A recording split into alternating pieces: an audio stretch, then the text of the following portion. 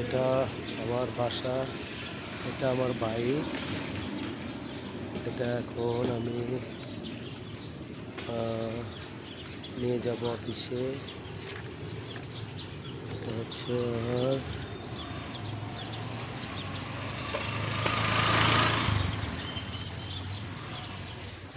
বাসার সামনে। গ্রাম সুন্দর, এই হচ্ছে সুন্দর।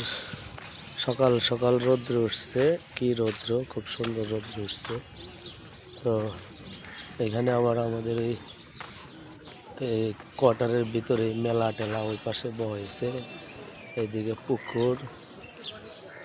আমাদের এখানে আবার ওয়াশারের কাজ চলতেছে। এখন আমি একটু অফিসে চলে যাব। বাসার থেকে নামলাম 9:30 বাজে। তো চলে সবাই, এই যে এখন বাইক স্টার্ট দিয়ে চলে যাব।